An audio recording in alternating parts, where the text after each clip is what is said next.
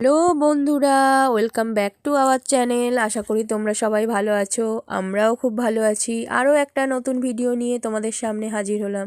তো আজকের একটা রান্নার রেসিপি দেবো, বুঝতেই পারছো। এখানে দেখো কড়াই হচ্ছে, দুধ নিয়ে নিয়েছি। এটা ওই যে আমুল তাজার যে 500 টেট্রা প্যাকগুলো হয়, ওই একটা হচ্ছে নিয়ে নিয়েছি। নিয়ে দেখো কড়াইতে হচ্ছে দুধ দিয়ে দিলাম, আর হচ্ছে গ্যাসটাকে জ্বালিয়ে দিলাম। হাই ফ্লেমেই রাখবো, হাই ফ্লেমে মানে রেখে আর নাড়াবো, ভালো করে নাড়াবো দুধটা যাতে না নিচে ধরে যায়। এরপরে দেখো হচ্ছে 3টে এলাচ একটু ফাটিয়ে দিয়ে দিয়েছি। যদি কেউ মনে করো এলাচ বেশি দিতে পারো, অসুবিধে নেই। এলাচের গন্ধটা খুব সুন্দর হয়।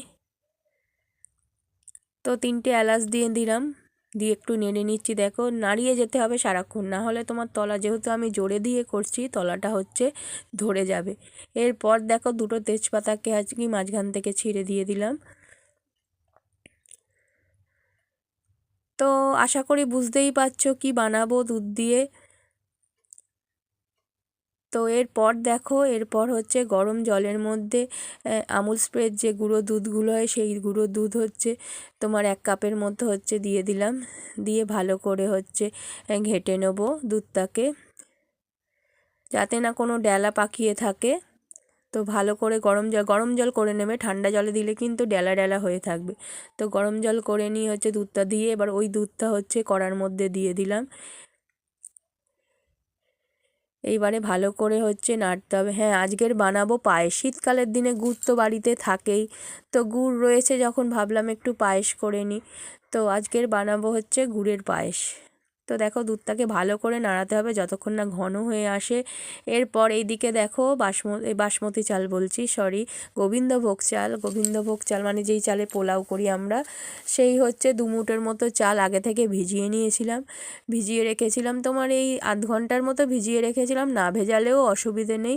এরপর জলটা ঝরিয়ে নিয়ে চালগুলোকে তোমার ওই দুধের মধ্যে দিয়ে দিয়েছিলাম। দুধটা দেখো কতটা হচ্ছে কমে গেছে আমার ঘন হয়ে, কড়ার দাগটা দেখলে বুঝতে পারবে। তো এরপরে চালগুলোকে দিয়ে দিচ্ছি। তো এইদিকে দেখো কাজু বাদাম, মানে ভাঙা কাজু কিনেছিলাম। যদি কেউ গোটা কাজু হয় ভেঙে নিও, কারণ ভাঙা কাজুগুলো গালে পড়লে ভালো লাগে। আর এদিকে কিশমিশ হচ্ছে খানিকটা ভিজিয়ে রেখেছি আর কি। তো শীতকালের দিনে গুড়ের যে কোনো কিছু খেতেই খুব ভালো লাগে। তো আজকের হচ্ছে গুড়ের পায়েস একটু বানিয়ে নিলাম, গুড় যেহেতু ছিল, দুধও থাকে।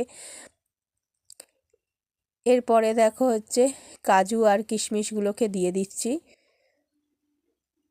দুধটা অনেকটাই ঘন হয়ে গেছে, দুধটা সারাক্ষণ ধরে নাড়াতে হবে। দেখো দুধের আর কি, এটা দেখলে বুঝতে পারবে যে কতটা ঘন হয়ে গেছে। এরপর দেখো এদিকে হচ্ছে, এইটা হচ্ছে খোয়া ক্ষীরটাকে গ্রেট করে নিলাম। খোয়া ক্ষীর চাইলে দিতেও পারো, না দিতেও পারো, অসুবিধে নেই। যেহেতু খোয়া ক্ষীর আনা হয়েছিল, তাই খোয়া ক্ষীরটাকে গ্রেট করে নিলাম।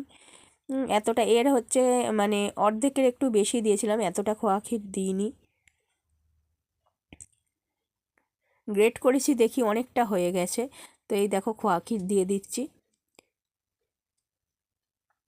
খোয়া ক্ষীর দিলে আরও হচ্ছে তোমার ঘন হয়ে যাবে। ক্ষীরটা দিয়ে দিলাম। চালটা দেওয়ার পর না ফ্লেমটাকে মিডিয়াম ফ্লেমে রাখবে, হাই ফ্লেমে রাখলে অনেক সময় হচ্ছে নিচে ধরে যেতে পারে। সারাক্ষণ নাড়াতে হবে, যদি না নাড়াও কিন্তু ওই সমস্যা হবে তখন।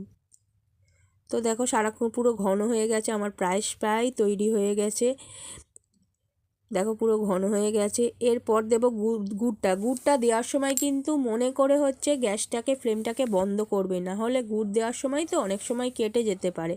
আমিও ফ্লেমটাকে বন্ধ করে দিয়েছি। এরপর দেখো 1 কাপ গুড় মানে মাপছি, লিকুইড গুড় যেটা হয় সেটাই আর কি দেবো।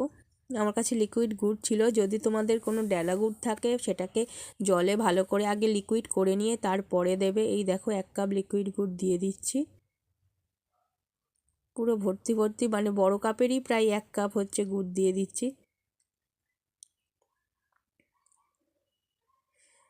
মানে পায়েস আমার রেডি। এরপর গুড়টা দেবো, গুড়ের কালারটা আসবে, ব্যাস।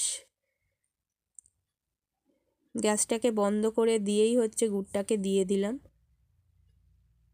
এরপরে ভালো করে ঘেটে নিচ্ছি। দেখো